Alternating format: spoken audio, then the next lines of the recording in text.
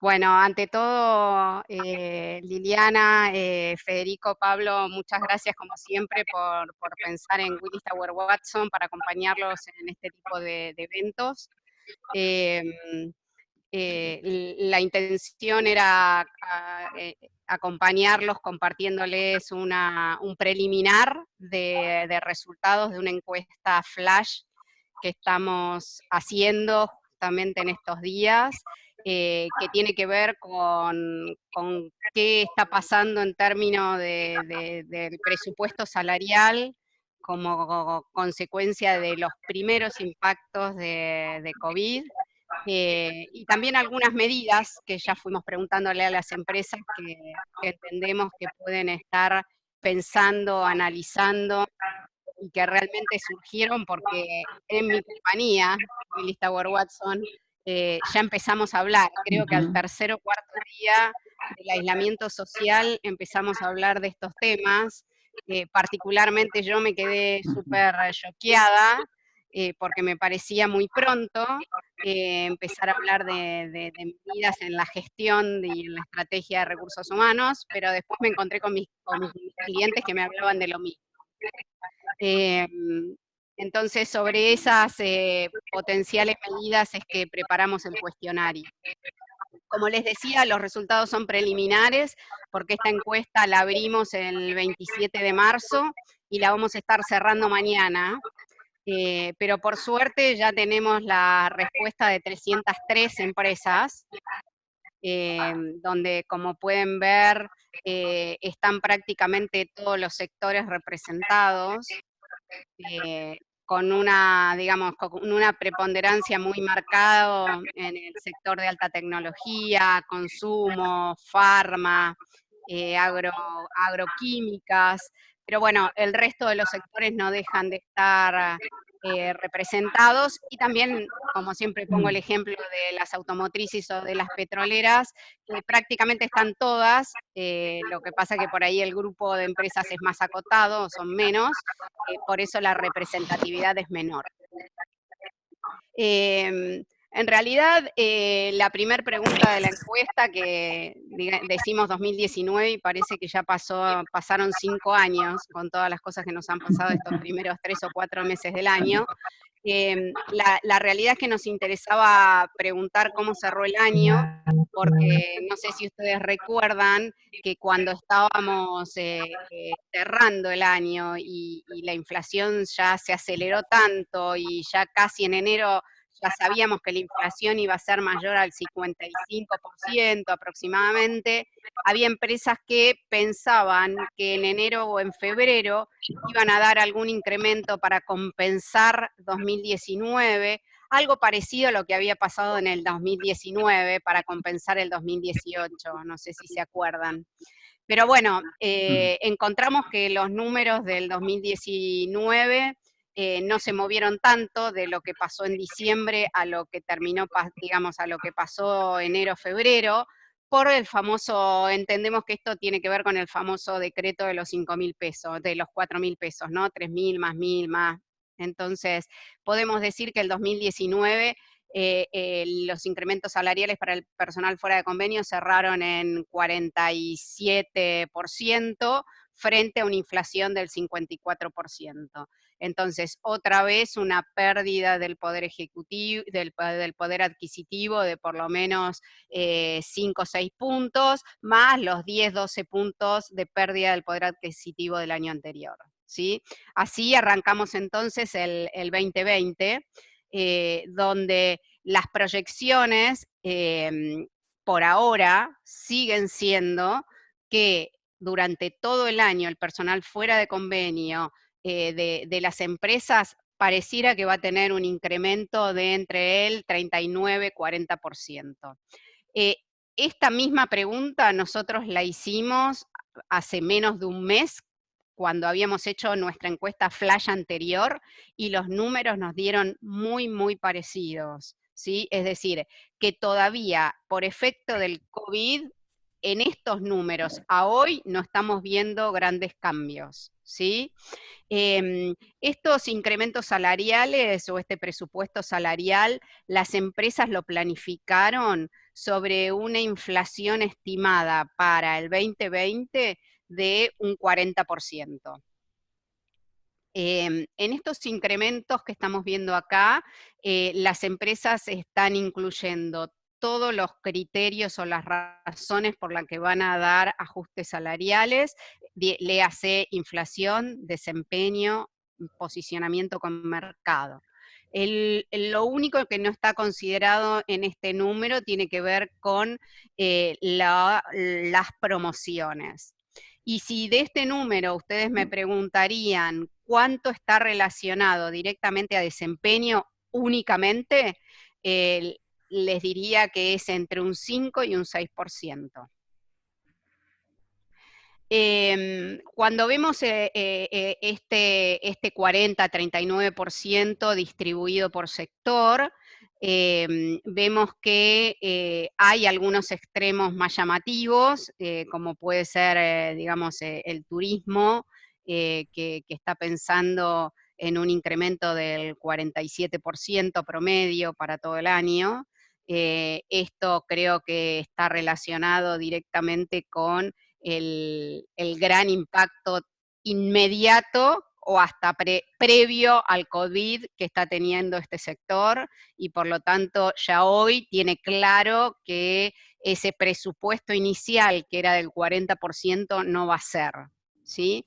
Pero después, si miramos el resto de los sectores, vemos desde la automotriz hasta el sector de consumo, que la mayoría de las empresas están pensando entonces en incrementos de entre el 38 y el 41%, se despegan las empresas de fintech, que están pensando en un 44%. Ahora bien, perdón, pero no me estaría pasando la siguiente página, ahí va. Si pensamos cuánto efectivamente está dado de ese 40% a hoy, son los números que estamos viendo en esta página. Es decir, a hoy las empresas han dado incrementos del 20% en mediana, de un 21,3% en promedio.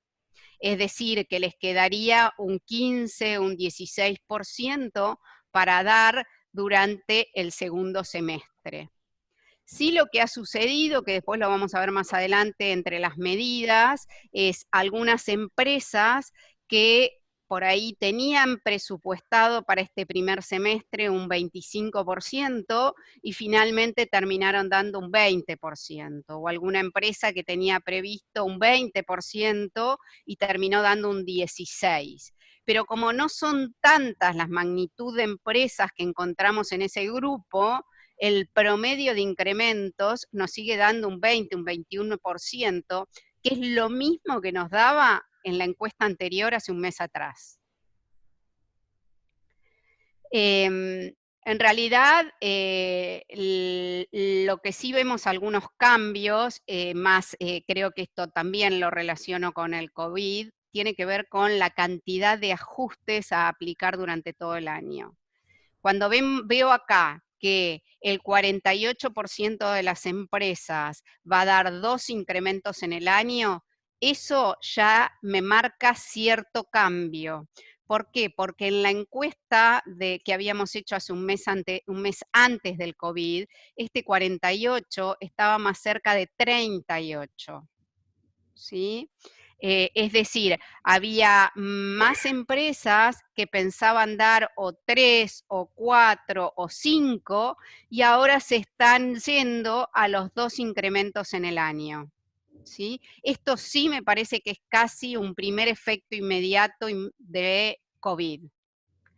En cuanto a los meses en que los incrementos salariales están siendo más o van a ser más significativos, claramente los meses son marzo, abril, julio y octubre. ¿Sí? Esto, en este sentido, no siento que haya cambios respecto a años anteriores, es decir, los meses siguen siendo relativamente los mismos. Y una pregunta puntual que estamos haciendo ya en las encuestas de fin del año pasado y esta primera y segunda edición del 2020, que está relacionada a entender si hay un grupo importante de empresas que esté garantizando a sus empleados dar incrementos iguales a la inflación o en todo caso mayores a la inflación.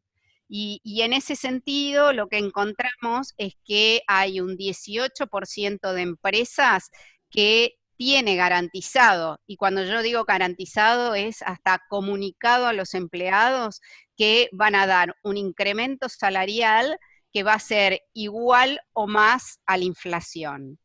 Si ustedes me preguntan, dentro de este 18%, ¿hay determinados sectores de la industria que se destacan? Y diría, mayoritariamente acá encontramos algunas empresas de alta tecnología, algunas empresas de fintech y hay también algunas empresas industriales. ¿Está bien? Eh, eh, de, después, obviamente, dentro de la encuesta era inevitable preguntar, bueno, ¿hay alguna potencialidad de cambio en este 40%, 39% que es tu presupuesto salarial para incrementar salarios a lo largo de todo el 2020? Y en realidad lo que nos encontramos es que tenemos un grupo importante, casi la mitad de las empresas, porque el 48% al menos hasta esta semana o viernes de la semana pasada, no tenían previsto realizar cambios en el presupuesto salarial, ¿sí?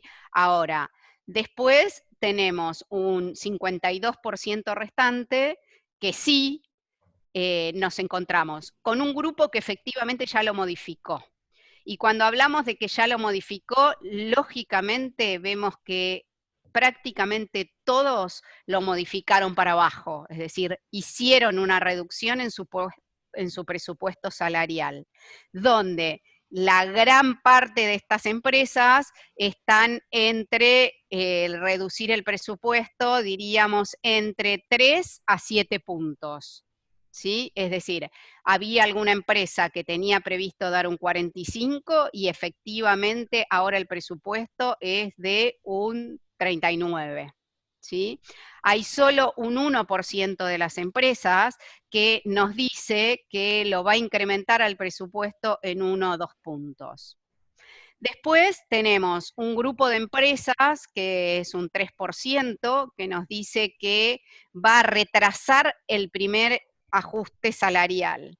Acá hemos encontrado, especialmente en el sector de, diría, en alguna petrolera, hemos encontrado también algunas de alta tecnología, que su mes habitual para dar ajustes, como decía antes, o era marzo o abril, y lo han decidido postergar a mayo, junio, ¿sí?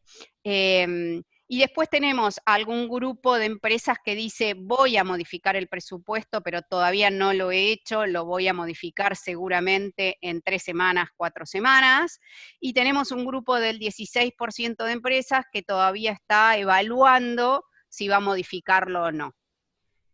A ver, desde mi perspectiva, cuando veo estas respuestas, yo creo que vamos a tener algunos cambios, pero que todavía esta encuesta fue muy incipiente, muy inmediata a los primeros días del COVID con impacto en Argentina.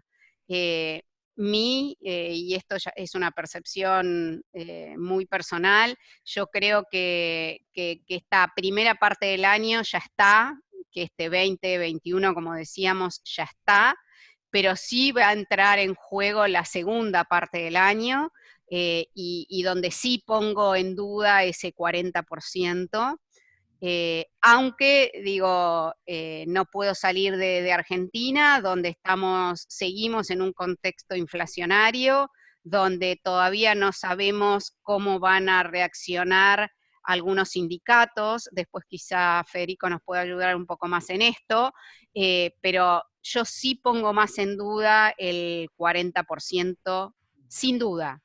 El 2021, vuelvo a decir, ya para mí el primer semestre estaba casi como jugado en Argentina, ¿no? Yo digo, las multinacionales mayoritariamente ya teníamos la aprobación del primer incremento los primeros días de marzo, aunque el aumento efectivo lo hiciéramos en abril, ¿no? Entonces, por eso creo que sí se pone en juego y está en tela de juicio la segunda parte del año en cuanto al presupuesto salarial, ¿sí? Hasta acá no sé si voy bien, si hay alguna consulta, si los números o los datos que estamos viendo les suenan extraños o no reales o no representativos de las empresas de ustedes, ¿no? No, Vamos bien, Marce. bien, Bueno, bien, sí. bueno, perfecto. Después, así como les decía al inicio, empezamos a charlar con las empresas y como les dije puntualmente en Willis Tower Watson, al segundo o tercer día, ya nuestros líderes globales nos estaban preguntando qué iba a pasar con el negocio, quisiéramos otra vez el forecast con el plan de negocio nuevo frente a este contexto, que ustedes se pueden imaginar que ustedes como empresas son quienes alimentan mucho nuestro contexto y nuestro negocio, y entonces todo el impacto que ustedes tengan sin duda va a estar en nuestro negocio.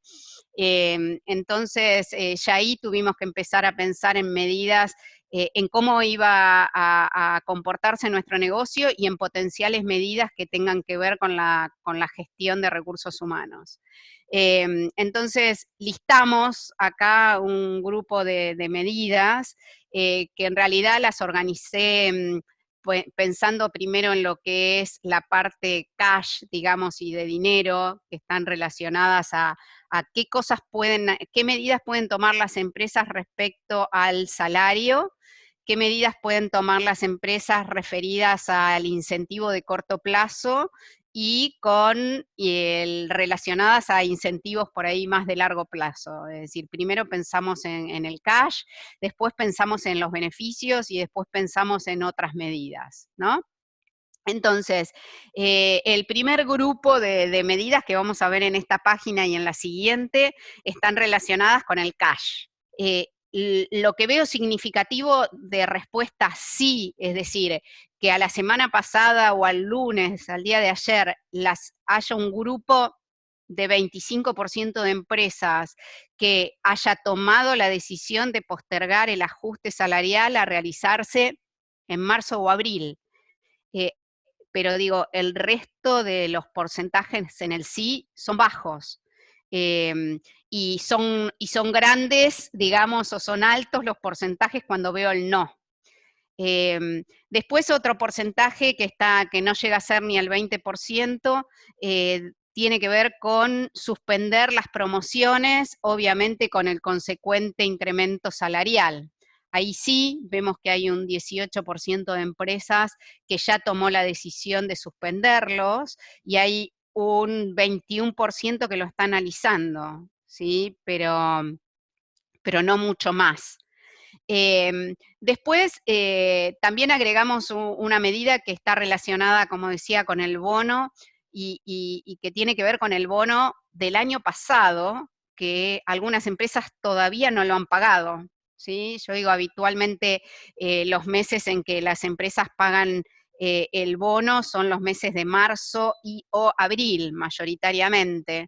Y acá hago como un comentario entre paréntesis, el año pasado, sobre fin de año, hubo un sector, el sector farmacéutico principalmente, hubo alguna empresa petrolera, pero creo que mayoritariamente fue el sector farmacéutico, que se adelantó mucho a pagar el bono del 2019 y lo pagó antes de las fiestas en diciembre del 2019. Ahora, el resto de las empresas, comúnmente, el bono lo tenían que pagar o en marzo o en abril. Y encontramos que solo un 6% suspendió el pago del bono. del 2019 que estaban ya próximos a pagarlos. Esto lo incluimos porque sabíamos que había alguna empresa que había tomado esta decisión, que la verdad que nos sorprendió, porque entendemos que este bono las empresas lo deberían tener ya provisionado en el plan del año pasado, ¿no? Entonces nos sorprendió, pero bueno, encontramos que hubo un grupo de empresas que efectivamente lo suspendió y tenemos casi un 10% de empresas que lo tiene bajo análisis. Después, también hay un grupito, pero muy, muy chiquitito de empresas que está pensando, que está reduciendo el monto de ese bono que tenía para otorgar, ¿sí? Después hicimos algún set de medidas que estén relacionadas al bono, digamos, 2020, que sabemos que lo van a pagar a principio del 2021. Acá claramente también vemos que las empresas no están tomando acciones, lo cual particularmente a mí me llama un poco la atención, y acá hablo de Willis Tower Watson, que por supuesto para nosotros es casi una de las primeras acciones que estamos planificando cuando rearmamos nuestro plan de negocios, ¿no? Y ya tenemos totalmente claro que en el escenario optimista el pool de nuestro bono por lo menos va a estar al 85%, y en nuestro escenario pesimista va a estar por lo menos en el 60%, ¿no? Acá me llamó la atención que estamos hablando solo de un 20-25% de las empresas que lo tienen bajo análisis. Ojalá sea así.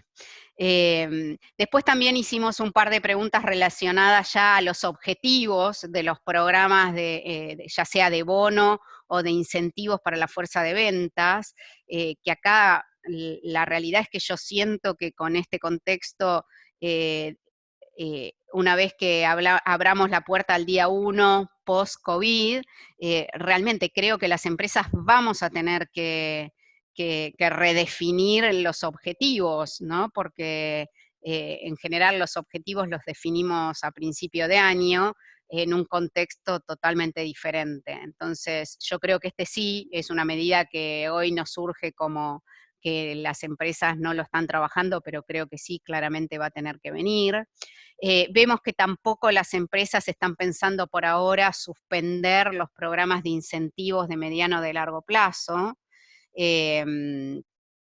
Solo un 13% lo tiene bajo análisis, o reducir los montos, ahí vemos que hay un 18% de empresas que sí tienen pensado hacer un análisis de estos incentivos. Acá, Federico, no sé si hay algo que quieras sumar, aportar, o sigo con la parte de beneficios. Acá hay para aportar alrededor de hora y media o 2 horas. Evidentemente, todo esquema de premios y de incentivos y de bonos anuales, seguramente como, van a ser los porcentajes que me parecen un poco bajos, pero creo que acá en el gran número finalmente termina siendo un poquito más alto, ¿no? No sé la proyección que estás haciendo, pero tal vez en el número final un poco más alto, porque es parte de la consulta habitual. La reducción del costo laboral puede empezar por el personal no convencionado, jerárquico, y el tema de premios o incentivos anuales es uno de estos. El punto es, como todos sabemos, que es una condición sustancial del contrato de trabajo. Las compañías tienen establecido un esquema de bonos anual con condiciones específicas para la elegibilidad y el otorgamiento anual del bono. Cuando el bono está en un porcentaje bien alto, sujeto a performance empresaria, no va a ocurrir respecto al bono 2019, porque teóricamente, más allá del problema económico de 2019, la pandemia y la crisis generada por el COVID-19 no determinó, digamos, a fin de cuentas, por 2019 una reducción de la performance. lo cierto es que tal vez algunas compañías digan, mira, yo de alguna manera tengo que reducir costos y empiezo reduciendo por el pago del bono de 2019. Ujú. ¿Pueden hacerlo? En sentido estricto, no. Evidentemente son condiciones incorporadas al contrato de trabajo que no pueden modificarse porque son esenciales, y no pueden modificarse cuando genera un perjuicio patrimonial para el trabajador. Evidentemente la situación que estamos enfrentando es absolutamente excepcional. Y si hay un momento para modificar esquemas, es este. Entonces, más allá de que en sentido estrictamente legal, cualquier modificación, como dicen en latín, in peius, de las condiciones de trabajo, que genere una disminución o un perjuicio patrimonial al trabajador, puede ser objeto de cuestionamiento, pero si hay un momento para sostener y fundamentar o justificar una modificación de condiciones, bueno, el fundamento de razonabilidad en la modificación es este. Y esto más que pensar en el resultado de una sentencia judicial, es pensando en el resultado de una gestión en negociación con el personal no convencionado. O sea, miremos más el tema de oportunidad en la razonabilidad del cambio que en el eventual supuesto de un juicio de un no convencionado que reclame el pago del bono al mismo nivel salarial que teníamos antes. Entonces, en casos en los que efectivamente haya que hacer por una cuestión de costos una reducción, por vía de la reducción o modificación de esquema de bono, sugiero fuertemente hacerlo en esta oportunidad. Tal vez no respecto de 2019, pero sí respecto de 2020, o sea, modificar los parámetros del premio anual para 2020 y no necesariamente para 2019, que puede resultar un impacto más importante para el trabajador, pero sí, efectivamente, pensar en un ajuste de clavijas para la crisis que viene, y es el momento adecuado. Sí. Capaz que para complementar algo, un poco de lo que comentabas, Marcela, y lo que comentaban Federico, a ver, yo comparto en otros grupos de directores de recursos humanos y creo que hoy por hoy, para sintetizarlo, la gran problemática fue cómo entrar en esta cuarentena, y hoy la problemática es cómo salir de la cuarentena. Por eso yo creo que el tanto no, que no lo tienen definido y demás, me parece que tiene más que ver con que no tienen idea de qué es lo que va a pasar, y la preocupación está puesta en, bueno, a ver cómo salimos y después lo vamos a ir viendo en el transcurrir. Eso es un poco también para compartir, que es un poco la visión de varios directores de recursos humanos de cómo están viendo este tema. Si les preguntás salario, ni idea, déjame que quiero ver cómo, si le tomo la fibra, le pongo el barbijo, están con esta otra problemática, me parece. Sí, coincido con vos, digo, inclusive esto que decís, cómo salir de la cuarentena, en el día de hoy ya recibí 4 mails con esas preguntas, diciendo, Marcela, ¿van a hacer una encuesta de cómo van a ser las empresas para salir de la cuarentena? Y entonces, ¿y en qué fecha estaría todo el mundo trabajando? Es como que la problemática, tal cual coincido con vos al principio, fue cómo hacemos. La verdad que a mí también me llamó la atención, yo creía que todos mis clientes estaban recontra preparados para hacer teletrabajo, y más porque siempre veíamos que es una tendencia que en nuestras encuestas cada vez era más prevalente la cantidad de empresas, y me llama la atención que no es así efectivamente, que por ahí las empresas estaban preparadas para hacer un teletrabajo gradual, por turnos, por grupos, pero no para lo que requirió esta temática. Entonces me encuentro hoy con clientes que me dicen, no, tengo trabajando un grupo, al que vos le mandaste el mail le toca trabajar el día jueves. Ah, bueno, es decir, esas cosas, y por ahí estas medidas que estamos viendo acá son como, bueno, las que habitualmente las empresas toman en un contexto de crisis. En Argentina hemos pasado muchas, entonces tenemos este listado, pero coincido con vos que las empresas creo que también a nivel local, por más que sean multinacionales, todavía están en un nivel más, llamaría entre comillas, operativo, ¿sí? Coincido totalmente. Por eso creo que si esta misma encuesta la hacemos de acá a un mes, estoy convencida que ya vamos a tener resultados distintos. Totalmente. ¿Sí? Inclusive creo, Marcela, que, perdón, la última, creo que inclusive en las corporaciones, las multinacionales, están capaz que un poco más perdidos que nosotros. Estamos más como ejercitados a transitar en estas situaciones de crisis permanente. Sí, puede ser. Digo, las primeras reacciones, y esto creo que es medio de público conocimiento, las primeras reacciones que uno escucha de las multinacionales siempre están referidas por ahí a salarios. Digo, Disney salió comunicando, ¿no?, que iba a reducir los salarios de sus ejecutivos, que después, como yo digo, bueno, llamé a Disney y a mis colegas acá y le digo, bueno, pero ¿quiénes son los ejecutivos? No, cuando ellos hablan de ejecutivos, no, el único que podría llegar a ser ejecutivo en Argentina es el gerente general, ¿no? Esas son como las primeras reacciones que uno está viendo a nivel corporativo. Y vuelvo, para mí todavía son enunciados. Creo que enunciados, o que las pondría acá en bajo análisis, todo, ¿no? Sí, bueno. Federico, ¿y los sindicatos? Bueno, los sindicatos están tratando de evitar por ahora que vayan a golpear la puerta para las suspensiones 223. Hay un gran tema inicial que son los incrementos que debían pagarse a partir de febrero o marzo en la segunda ronda de la paritaria 2019.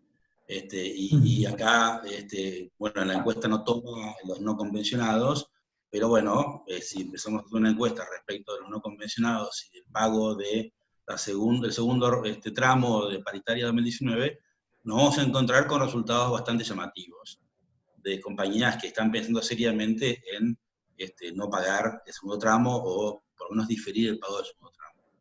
De aquí en más, con negociaciones paritarias 2020, está todo por verse. Yo creo que así como ocurre hoy todavía con pensar en cómo salimos de la cuarentena, o algunos piensan cómo salen de la sesentena, porque no hay que olvidar que tenemos 60 días de provisión de despidos y suspensiones, y es un tema también complicado. Los sindicatos por ahora no han avanzado demasiado en la determinación del monto mínimo de incremento, y también va a depender muchísimo del sector de actividad que estamos hablando, ¿no? Porque una cosa es pensar en un incremento pauta general para el sector de turismo, hotelería y etcétera, es para las empresas que han sido trabajando en actividades esenciales. Entonces, las pautas van a ser no uniformes, va a ser claramente por sector, y vamos a ver seguramente en 2020 una enorme diferenciación de porcentajes.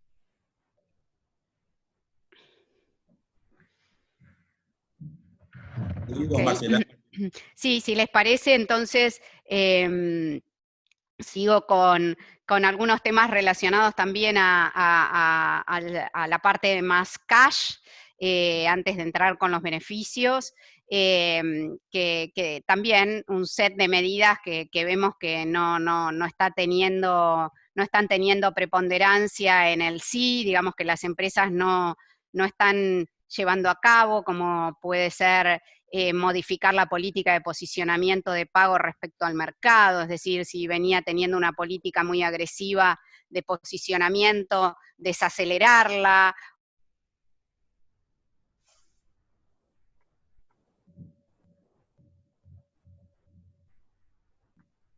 No. Marce. Sí. Se quedó frisada, ¿no? Sí. Es un tema de... Sí, perdió señal. Ahí está. Ahí volví. Ahí volviste. Ahí te fuiste. Si tenés alguno de los chicos jugando a la PlayStation, cortáselas rápidamente.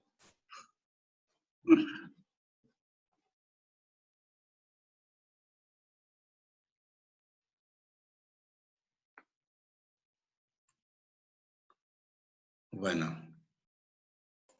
Marce, ¿estás? Ahí estás. Ahí está. Ahí volví, Ahí perdón. volviste.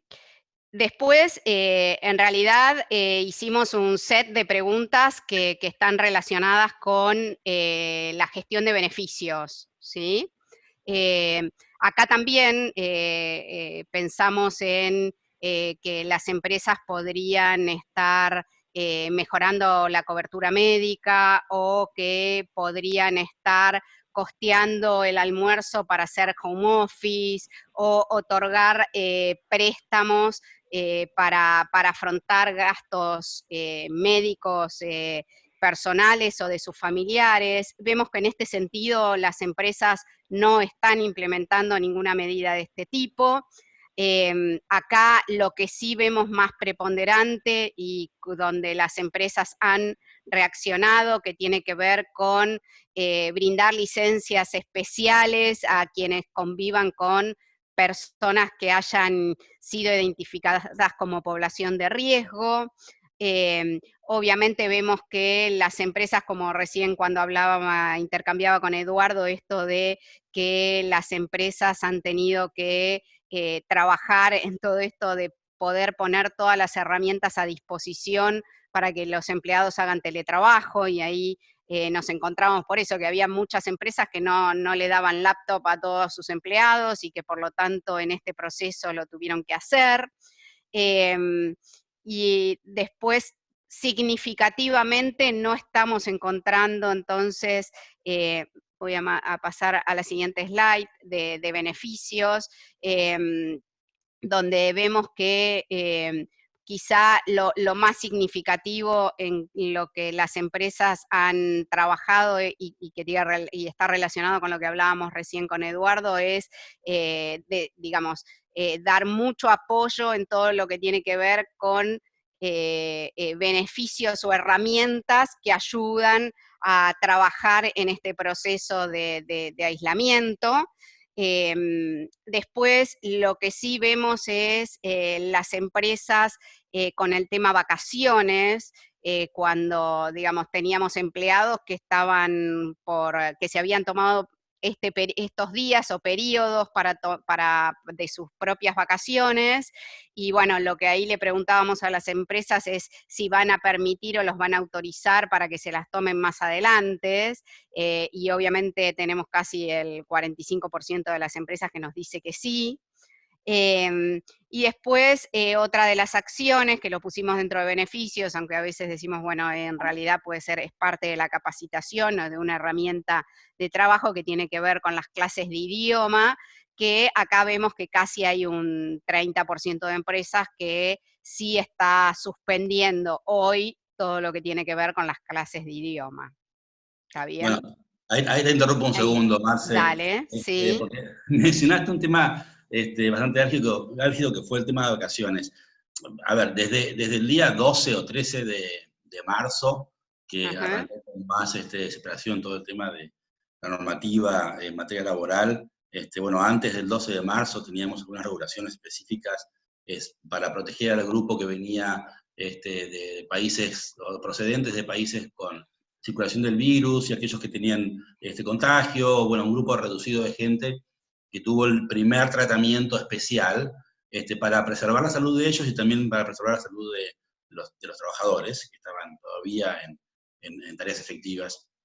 Pero a partir de esa fecha, del 13, 14 de marzo, con la sucesión de normas, bueno, todos empezamos a ver un escenario laboral que era muy distinto. Entonces, frente al frenesí de las normas, las herramientas sobre las cuales pensábamos fueron muchísimas, ¿no? Porque inmediatamente empezamos a pensar en los despidos con causa, sin causa, por razones económicas, de fuerza mayor, salarios de suspensión bajo los términos de, bueno, 2 artículos de la ley de contrato de trabajo, si esto era 75 días sin pago de salarios, con pago de salarios, con sindicato, sin sindicato, con homologación, sin homologación, en el tema de vacaciones de toda índole, porque pensábamos en el tema de las vacaciones acumuladas hasta el 2019, 2020, aún las que estaban por vencer, la idea de plantear vacaciones aún de 2020, o sea, yo en algunos casos hemos pensado también, bueno, anticipo de vacaciones de 2020,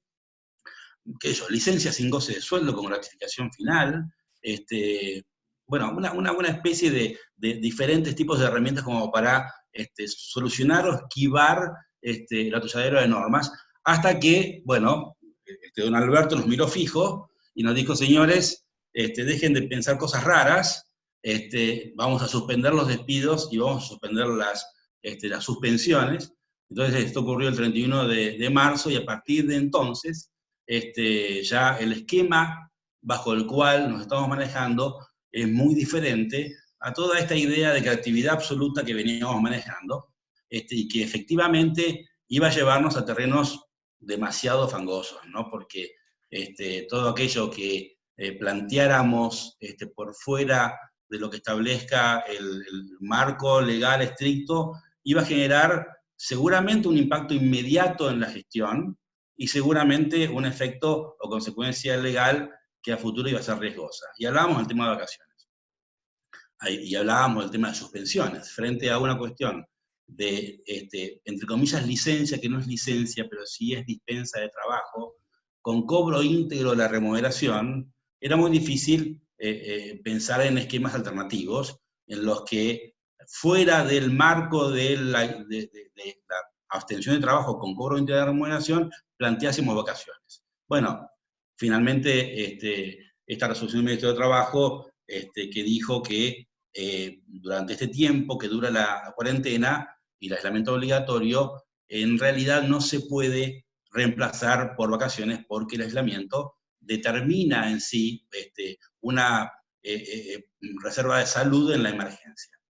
Es un texto un tanto desprolijo de un artículo, creo que es quinto de la resolución del Ministerio de Trabajo 219, pero la interpretación que yo estoy dando, que varios estamos dando, es justamente no reemplazar aislamiento obligatorio con vacaciones. Si pensamos que en muchos sectores de actividad el aislamiento obligatorio va a seguir, entonces esta idea que seguimos manteniendo de otorgar vacaciones, vamos, las acumuladas tendrían otro criterio u otra interpretación tal vez, que ahora las vemos un poco, pero las de 2019 que estaban por ser gozadas o pendientes, tenemos un problema legal en la comunicación.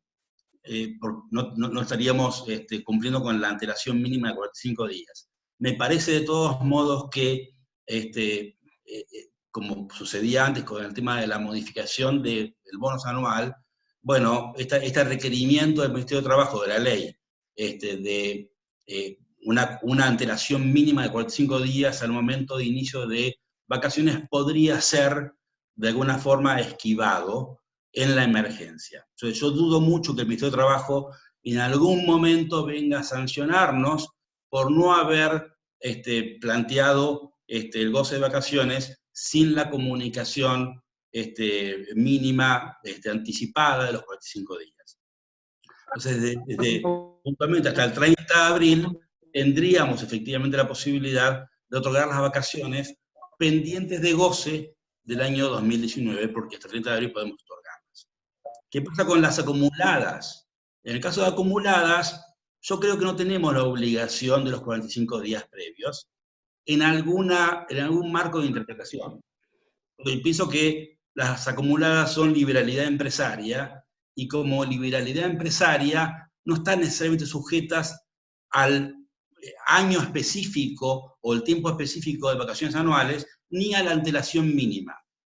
Vamos a luchar bastante a nivel de gestión de recursos humanos, con esto de darle vacaciones a alguien en época de aislamiento obligatorio y en momento en que debe estar aislado y tiene una licencia otorgada por el Estado, con cobro íntegro de su remuneración. Lo que siempre voy a aconsejar es que, digamos, no por ingresar en ninguna situación de fraude, pero por lo menos no ser tan visibles en el otorgamiento de vacaciones o en la liquidación de vacaciones, consignando en un recibo de sueldo el pago del plus vacacional. Después nos quedan las vacaciones anticipadas de 2020. Ahí sí me parece que estamos ingresando en un terreno muy, muy violento desde todo punto de vista, desde el punto de vista legal y desde el punto de vista de recursos humanos. Entonces, debería ser un plan Z, otorgar vacaciones durante cuarentena, o el tiempo que se siga extendiendo, sea hasta el 13 de abril o más allá del 13 de abril, correspondiente al 2020.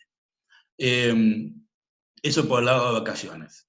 Después, por el lado de cualquier otro elemento o estrategia o herramienta que fuese distinta a la suspensión específica prevista por el decreto último del Poder Ejecutivo Nacional, bueno, la única herramienta posible, prohibidos los despidos, prohibidas las suspensiones, es esta suspensión bajo los términos de este artículo 223 bis de la Ley de Contrato de Trabajo, sobre el cual vamos a avanzar un poco más después.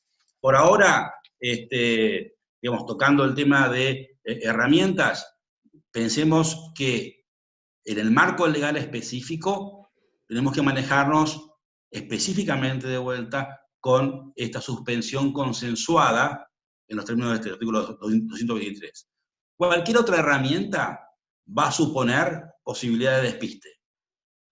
Cualquier otra herramienta va a suponer eventualmente salir en los diarios, ya algunos se hicieron los machos y salieron a despedir por razones económicas, o salieron a no pagar salarios, y así tenemos gente en los diarios, o empresas en los diarios, y saben a quién me refiero, y también tenemos casos en los cuales empresas muy importantes han dejado de pagar el salario o pagado menos monto de salario mensual a sus trabajadores. Entonces, si de alguna manera, alguna medida de estas vaya a prosperar en la gestión, seguramente no va a tener ninguna posibilidad de éxito a mediano plazo. Un despido sin causa se tiene por no exteriorizado, por no planteado, no tiene el concepto de nulidad, pero sí de acto inexistente. Entonces, si salimos a despedir sin causa o razones económicas, bajo los términos de la Ley de Contrato de Trabajo, en forma unilateral, entonces eso viene de vuelta tipo boomerang, y el trabajador puede conseguir, o podría conseguir, si la justicia actúa rápidamente podría conseguir una medida cautelar para sostener la reinstalación. Entonces, insisto, me parece que no es momento, por lo menos de aquí hasta el 13 de abril, de hacernos mucho los valientes. Volvemos sobre el 223 un poquito más tarde. Ok.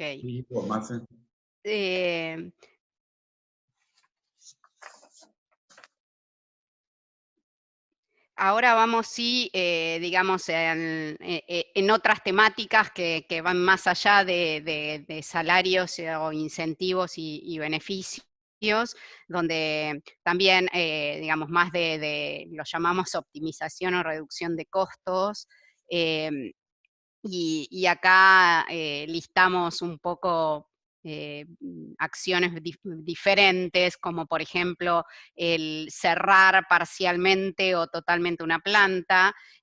Como vemos, hay algunas empresas que sí, efectivamente es una de las medidas que están tomando, pero digamos, en un caso es del 16%, en otro el 18%, y son muy poquitas las empresas que dicen tengo esto bajo análisis.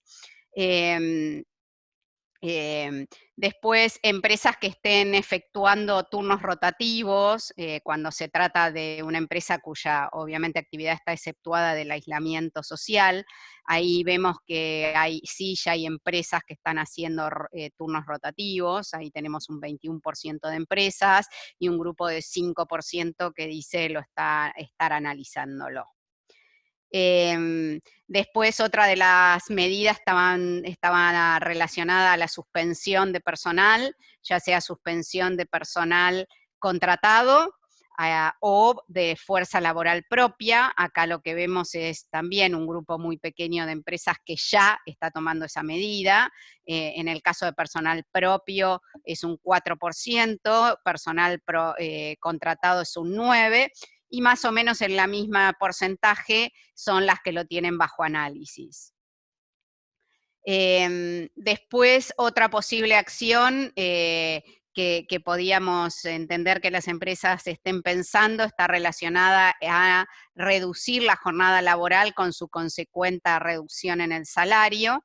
Ahí vemos que solo hoy en concreto hay un 4% de empresas que lo está haciendo, pero tenemos un grupo de 16% que lo está analizando. Después tenemos otra medida que era solicitar el goce de vacaciones acumuladas, y acá vemos que hay un 13% que ya lo está tomando como medida efectivamente, y un 21% que lo tiene bajo análisis. Acá, Federico, no sé si sobre alguna de estas acciones concretas querés hacer algún comentario, agregar la perspectiva legal. No, avanzá una más, Ok, porque perfecto. un poco esta, sí, creo que tenemos que avanzar esta más y después volvemos a la suspensión. Ok. Otra de las acciones que tenía que ver con solicitar el goce de vacaciones anticipadas. Ahí vemos que hay un 7% de empresas que efectivamente lo está haciendo y un 16% que lo está analizando. Lo que vemos sí marcados en las próximas 2 o 3 medidas que tienen que ver con suspender obviamente el freeze de nuevas contrataciones, eso es fue por default a partir del día 1, ¿no? Que tiene que ver, bueno, con suspender la contratación de nuevos empleados. Ahí vemos que más de la mitad de las empresas obviamente suspendió y hay un 11% que lo está analizando. Por ahí en procesos que ya estaban muy avanzados, hay un 36% de empresas que a pesar de eso lo suspendieron y un 13% que lo están analizando.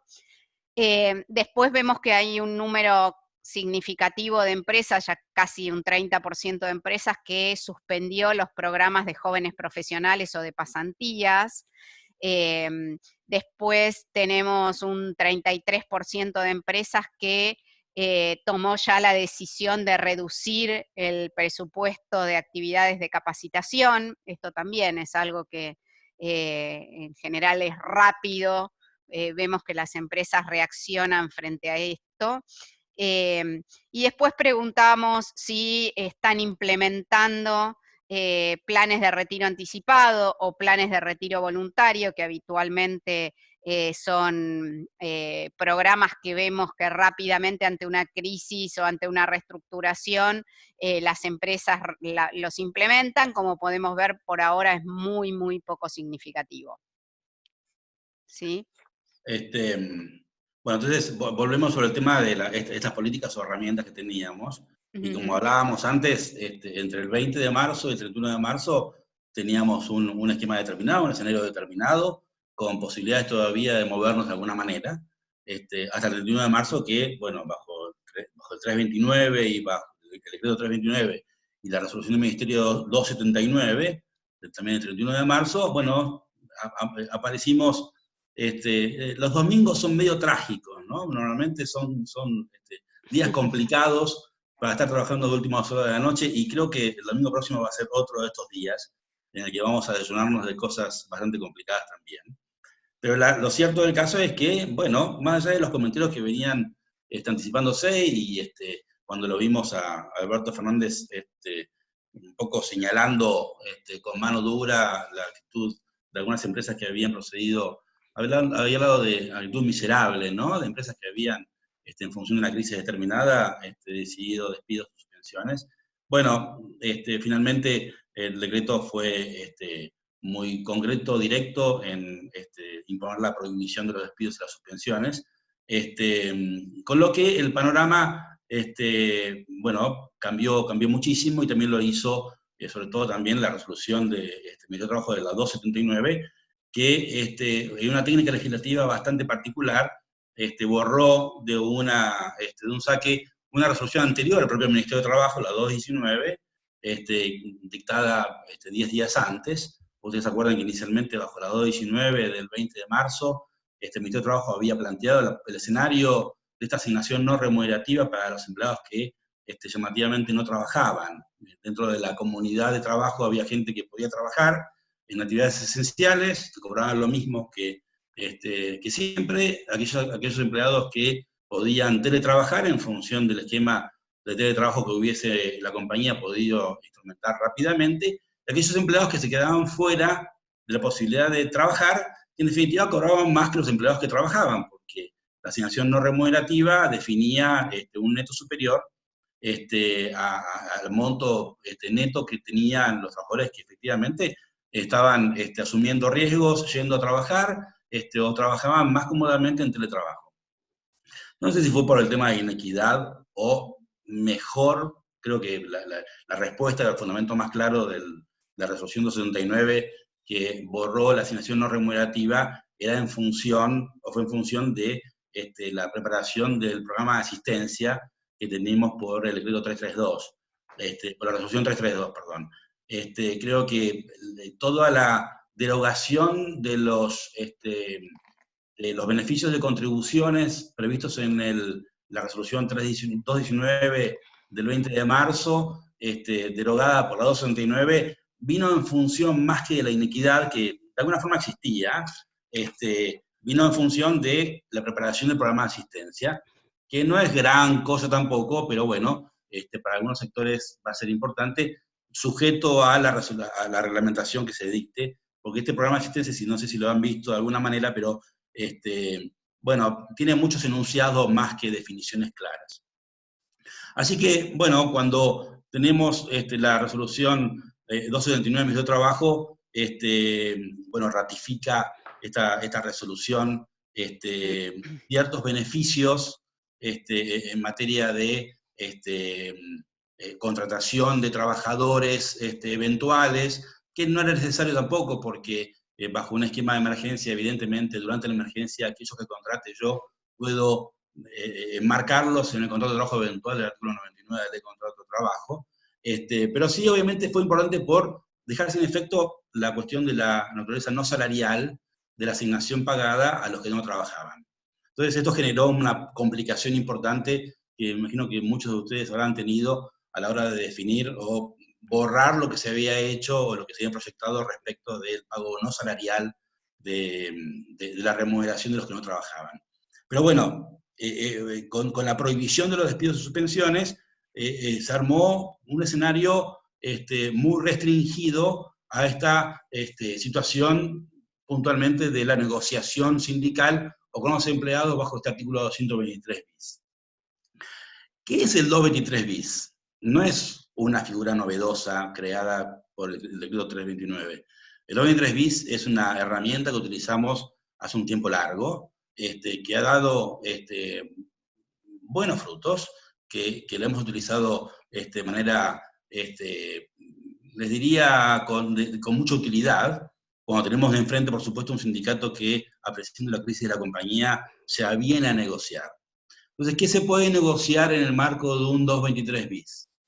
Bueno, básicamente se utiliza para suspender contratos de trabajo, no para despedir, evidentemente. El despido por razones económicas, que está prohibido actualmente, bajo cualquiera de las herramientas de despidos por razones económicas, sea la unilateral de la Ley de Trabajo, el procedimiento de crisis de empresa, bueno, lo que nos queda exclusivamente es la suspensión, que va a ser una herramienta que se va a utilizar muchísimo seguramente. Pero efectivamente depende de la buena voluntad del sindicato al tiempo de la negociación y la buena voluntad y predisposición de los jerárquicos o no convencionados al tiempo de la negociación. ¿Hay un procedimiento específico para ir por el 223 bis? No. La ley no me exige una presentación específica ante el Ministerio de Trabajo, sino que yo puedo iniciar la negociación con el empleado, o con los empleados, o con los sindicatos, a través de un simple llamado telefónico, de una reunión virtual, para definir las bases o las condiciones de una suspensión consensuada. Suspensión consensuada que puede determinar una reducción del salario en un porcentaje que va a ser objeto de negociación. En la práctica, el porcentaje de salario que queda en el marco del acuerdo de suspensión normalmente puede ser entre un 60 y 80%, depende del sector, depende de, en este caso, de la crisis de la empresa específicamente, puede hacerse directamente por la compañía o eventualmente a través de la Cámara Empresarial. No hace falta esperar a la Cámara para iniciar una gestión, y esto un poco es el sentido de corporativismo que podamos tener, y si confiamos más en la negociación por Cámara que en la negociación individual. Pero bueno, definida la negociación y el marco de negociación, vamos a una suspensión que puede ser acomodada a digamos, un plazo determinado, que no se agota en 75 días, sino que puede ser superior o puede ser inferior, y al monto de la remuneración. También puede haber una suspensión de algunos días de trabajo en la semana. O sea, esta mecánica de suspensión puede afectar a parte del salario, puede afectar a parte de la jornada, a un tiempo específico completo, o en la jornada de trabajo, en la jornada semanal, algunos días de la semana. Definida la negociación, se hace un acuerdo y habrá que presentarlo al Ministerio de Trabajo para homologación. ¿Cuál es el motivo fundamental de la homologación? Bueno, el motivo fundamental es que yo pueda darle a la retribución que se paga en el marco de la suspensión la naturaleza no salarial que establece este artículo 223 bis. El 223 bis lo que dice puntualmente es: cuando acuerdes suspensiones por fuerza mayor o razones económicas, lo que pagues lo vas a pagar como asignación no salarial en la medida que tenga homologación del Ministerio de Trabajo. O sea, nadie piense que un simple acuerdo con un trabajador de suspensión o un simple acuerdo con el sindicato pactando la suspensión es válido legalmente para pagar una asignación no remuneratoria. Si así se hiciese, el día de mañana va a venir la AFIP y nos van a decir: señores, a mí no me pidieron permiso. El permiso tendríamos que haberlo pedido a través del Ministerio de Trabajo. ¿El Ministerio de Trabajo está trabajando? Sí. El Ministerio de Trabajo está trabajando. Evidentemente no voy a ir por ahora la cuarentena o como se extienda con un papelito al Ministerio de Trabajo a pedir una audiencia para recibirnos todos juntos en la audiencia. Pero sí voy a mandarle un mail al funcionario a cargo de la negociación colectiva del sector, los abogados tenemos esos teléfonos, para decirle: señores, estamos encarando una negociación con el sindicato y queremos firmar este acuerdo. Firmaremos el acuerdo con los sindicatos a través de alguna firma digital, lo acompañaremos por mail al Ministerio de Trabajo, al funcionario indicado del Ministerio de Trabajo, y así avanzaremos. El Ministerio de Trabajo debería homologar los acuerdos. No creo que en este momento el Ministerio de Trabajo pueda ponerse demasiado pretencioso en el porcentaje de salario que estoy pagando. A duras penas estoy llevando adelante una compañía, a duras penas estoy pagando salarios, y el Ministerio de Trabajo tiene que actuar rápidamente para dejarme tranquilo a mí. Lo que pago va a ser asignación no salarial y no voy a pagar cargas sociales, con excepción, no se olviden, de la obra social que siempre paga cargas sociales aún en plazo de suspensión. Federico, pero si entiendo bien, perdón la interrupción, si entiendo bien, ¿hay algún porcentaje por el cual vos puedas decir: ok, de 100 pesos que cobra un operador, por ejemplo, yo le voy a pagar 70% del salario, y ese 70% lo pago todo como no remunerativo? ¿Eso se puede hacer? Absolutamente, absolutamente. Perfecto, lo que no hay es un porcentaje determinado por ley. Se supone que el criterio de homologación se define en función de lo que el Ministerio de Trabajo considera que está en resguardo del ingreso mínimo que un empleado debe tener. Y obviamente que depende de la negociación con el sindicato.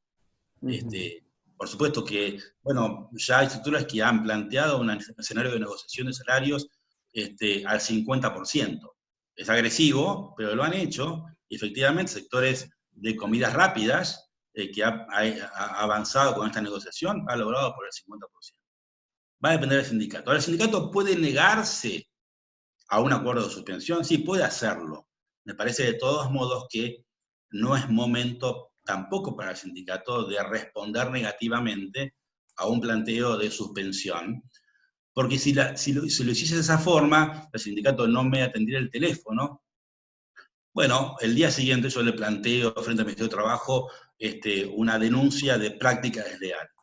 Creo que es perfectamente factible pensar en una práctica desleal a la inversa. Normalmente las prácticas desleales están miradas hacia el empresario más que al sindicato, pero si el sindicato se niega a negociar en términos coherentes y razonables, le puedo plantear un escenario de práctica desleal para imponerle sentarse a conversar sobre la base de un esquema de suspensión.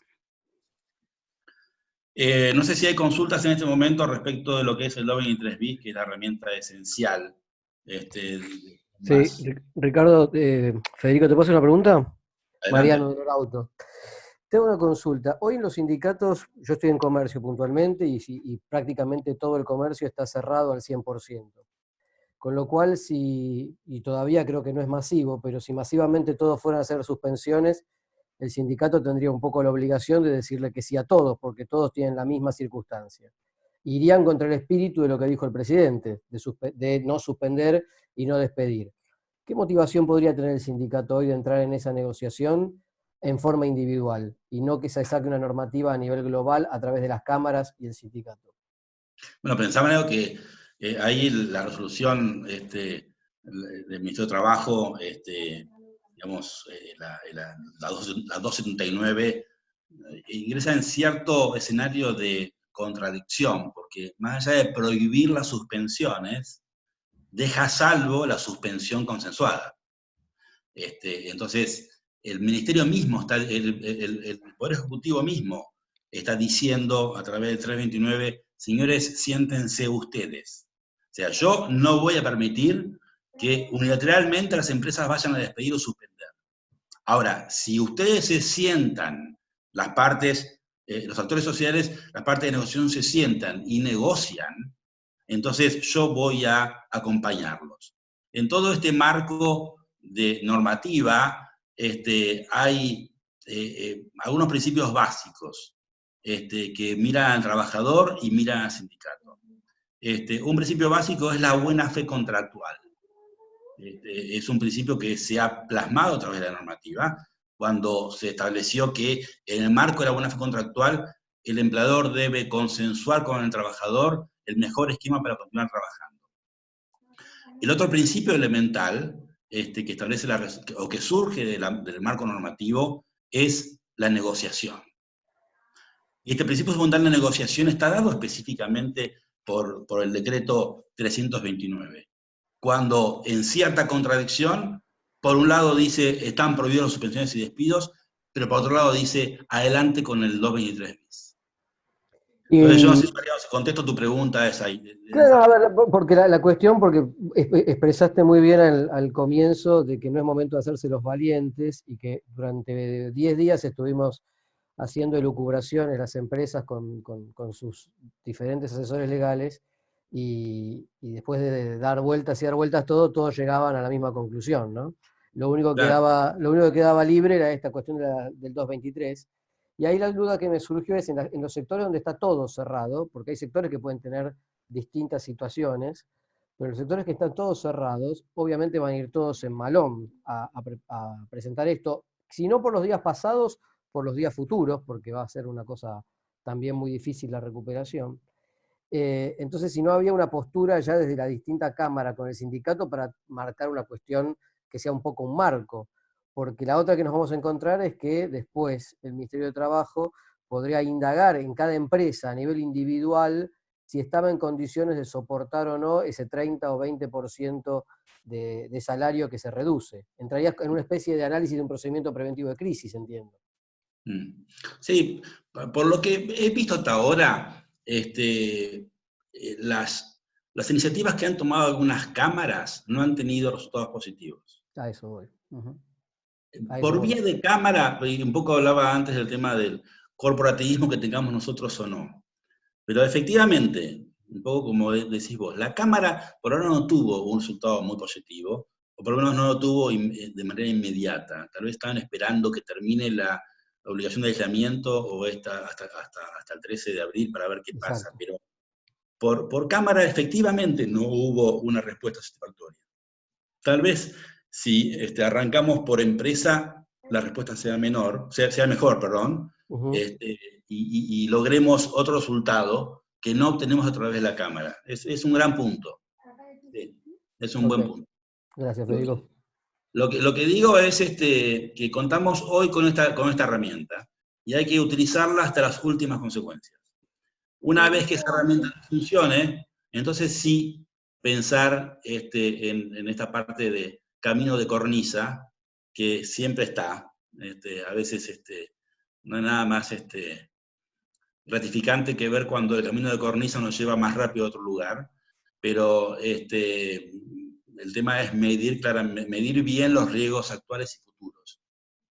Porque tal vez los riesgos actuales los superemos, pero meternos en camisa de 11 balas va a ser difícil, porque tal vez salga bien un procedimiento o un esquema de suspensiones unilaterales y todos se queden en su casa y paguemos como corresponde, o como hubiésemos decidido un porcentaje de salario, pero después, en un tiempo, cualquier empleado va a poder decirme a mí, aquello que vos me diste bajo un término legal determinado, que fundaste en una nota, no sirve de nada, y tenés que pagarme el 100% de la remuneración, y cuidado porque estás debiendo plata a la FIP. En ese caso, efectivamente, voy a estar en situación de incumplimiento, y efectivamente voy a tener que salir a pagar. Entonces, punto número 1, buscar la mejor forma posible, hasta la última consecuencia posible, el consentimiento o el acuerdo con el sindicato. Y después, bueno, en caso de no tener éxito, evidentemente alguna otra solución va a haber que tomar. A ver, en este tiempo han existido muchísimas preguntas, a veces son muy casuísticas, pero, qué sé yo, preguntas de toda índole en materia de despidos, por ejemplo. ¿Qué pasa con los despidos preavisados antes del 31? ¿Qué pasa con los preavisos otorgados durante el aislamiento? ¿El preaviso otorgado es un despido o no es un despido? ¿Qué pasa con los periodos de prueba? O sea, evidentemente van a haber periodos de prueba de contratos de trabajo que van a vencer esa prueba antes del 13 de abril o en extensión más allá del 13 de abril. Se ha planteado si la rescisión en periodo de prueba estaría violando la prohibición del despido sin causa. Yo creo que sí. Si hay periodos de prueba en vigencia, obviamente uno quiere utilizar la herramienta que establece el 92 TER, la Ley de Trabajo, para rescindir, perdón, el 92 bis, para rescindir el contrato de trabajo en periodo de prueba. Pero si yo rescindo el contrato de trabajo en periodo de prueba, voy a estar despidiendo a una persona en prohibición o en incumplimiento de la prohibición. Entonces, ¿cómo se sale de esta restricción absoluta, que es bien iniquitativa porque me está impidiendo utilizar una herramienta legal absolutamente vigente, porque el periodo de prueba no fue derogado, ni mucho menos? Lamentablemente, el decreto no deja a salvo las rescisiones en periodo de prueba. Entonces, bueno, ¿qué pasa si utilizo en la facultad que me otorga la ley de rescindir en periodo de prueba sin derecho para el trabajador de cobrar la indemnización por despido? Me parece que efectivamente es un despido sin causa, como decía antes, y que si lo hacemos por despido sin causa, el trabajador va a poder considerar que esa notificación no es válida. Entonces el contrato de trabajo seguiría vigente conforme a las condiciones que tenía al tiempo de la rescisión. Creo que la única forma de pensar en una rescisión durante el periodo de prueba es en una rescisión con causa. La causa muchas veces no va a existir, pero aunque no existiese la causa de la rescisión, el trabajador no tiene derecho a cobrar la reparación por un despido sin causa. Aun cuando se convirtiera en despido sin causa, el efecto de la conversión o transformación de la causa en despido sin causa no va a ser la reinstalación, sino que va a ser el derecho al cobro de la indemnización. Como en periodo de prueba no hay indemnización, únicamente va a haber que pagar la indemnización por omisión de preaviso. Esto es interpretación, ¿sí? Creo que es la más ajustada a la ley. Pero como muchos pueden tener gente en periodo de prueba que vence ahora y quiere hacer la rescisión, bueno, tengamos presente que podría hacerse bajo este esquema. Habrá que decirle a trabajadores, discúlpame, pero tuve que inventar algo para poder ejercer mi derecho a rescindir durante el periodo de prueba. ¿Qué más? ¿Alguna duda en el medio? Ahora, Federico, yo tengo un cliente que no voy a mencionar, pero es uno de los hoteles 5 estrellas de Argentina, que rescindió todos los que tenía en periodo de prueba, porque el hotel, no sé cómo le fue, no sé, pero ya lo hizo hasta el principio de todo esto, porque evidentemente un hotel es un ejemplo claro de que no hay ninguna, yo diría que ni interpretación ni mala fe. Los hoteles no funcionan y no van a funcionar.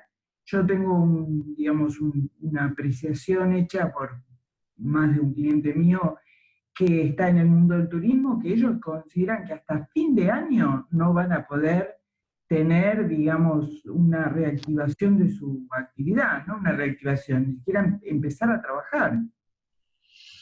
Estoy de acuerdo. La situación, el escenario de hoteles es muy clara, y evidentemente tienen que seguir alguna medida que les permita sostener el costo laboral. Y los despidos es una de ellas. Evidentemente, si están despidiendo gente, ese despido, comunicado después del 31, no es válido. Entonces, algunos abogados que hacen parte actora van a tener mucho trabajo, y van a poder reclamar claramente el pago de salarios hasta la terminación del plazo de los 60 días, hasta que termine la sesentena, que en principio va a ser hasta el 29 de mayo, pero que veo altamente probable que se prorrogue. Sí. Si la sesentena se prorroga, el derecho al cobro de salarios va a perdurar hasta la fecha de terminación de la prohibición, y por más que hubiesen despedido sin causa, o hubiesen despedido por razones económicas, o como fuese, ese despido no es válido.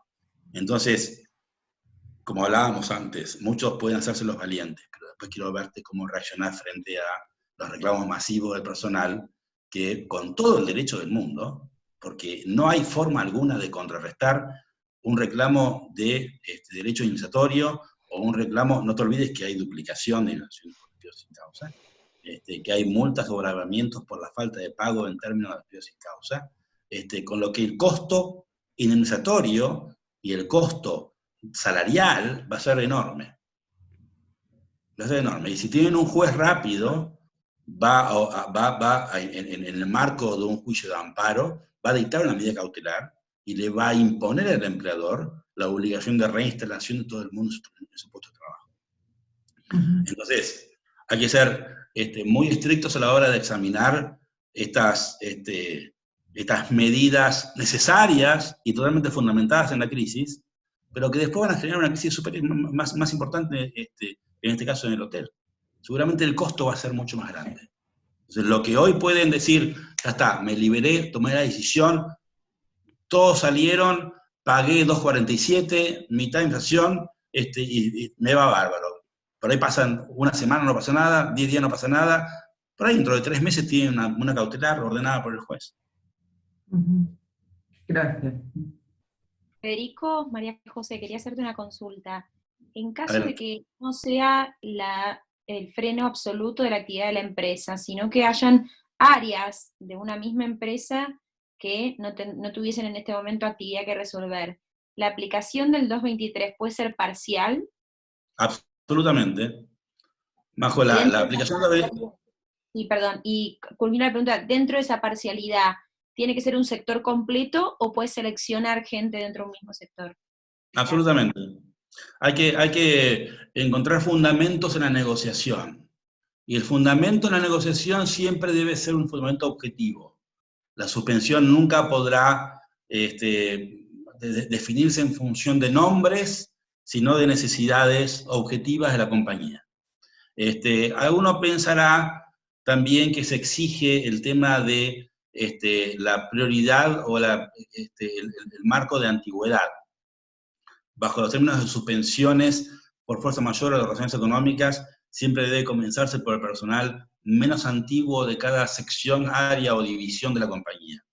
Me parece a mí que de todos modos en el marco de una negociación con el sindicato o con los propios trabajadores no convencionados, esta cuestión de la antigüedad es un poco más flexible. O sea, sin llegar a la nominatividad del suspendido, podemos pensar en esquemas que no deban ajustarse tan claramente y tan restrictivamente al orden de antigüedad. Entonces, sí, Majo, podemos separar la compañía en función de la necesidad de la empresa, con grupos claramente definidos. Totalmente. Gracias. Bueno, seguimos, Marce, con alguna otra... No, en realidad, para mí, estas eran las últimas... Ok. Estas eran las últimas acciones que teníamos y que habíamos consultado. Nuestra intención es volver a repetir, como te decía, esta encuesta no más allá de 3 semanas, entendiendo que, como hablábamos antes, ¿no? Las empresas primero focalizaron en temas más operativos para que la continuidad del negocio, para la salubridad de sus empleados, y creo que recién, después de haber pasado las primeras 3, 4 semanas, van a empezar a poner foco en entender cómo va a seguir funcionando el negocio, resultados, y como contrapartida revisar estas acciones o muchas más, o otras diferentes, y creo que vamos a tener algo distinto y dinámico de acá a los próximos 2 o 3 meses. ¿Sí? Seguro, yo creo que hay mucho por trabajar todavía. Esto recién empieza, y más allá de que hemos estado casi sobrepasados de normas y sobrepasados de preocupaciones, después viene una parte también muy difícil, que es afrontar la crisis y paliar la crisis, ¿no? Así que, lo que sí, hablando, digamos, esto que Eduardo decía de el post-cuarentena, esto que me consultaban hoy de las empresas, y a su vez yo voy repreguntando, ninguna está pensando en volver al 100% con todos los empleados a trabajar al día siguiente. De hecho, ya hay empresas que tienen planificado recién volver al principio de mayo y otras a principio de junio. Y creo que por eso el regreso también va a ser muy, muy, muy gradual de todo esto, ¿no? Sí, correcto. Bueno, después hay también por analizar toda la cuestión de la asistencia, del programa de asistencia. Ahí también vamos a hacer un buen trabajo para ver cómo se puede ¿no? solicitar, hacer el requerimiento de forma puntual que tipa para cada compañía. Bueno, insisto, va a haber mucho por trabajar. Estamos bien con la hora, ¿no, Lili? Son 5:30, así que creo que nos hemos portado muy bien con 1 hora y media de charla. Así que, bueno, si no hay consultas para hacer en vivo, pueden dejarlas de todos modos a través del chat, creo que está abierto todavía un poco más. Así que, bueno, a ver, no me resta nada más que agradecer de vuelta la participación de Marcela. Muchas gracias, insisto, por tu predisposición de siempre, y por contribuir siempre con la Comisión de Recursos Humanos de la Cámara.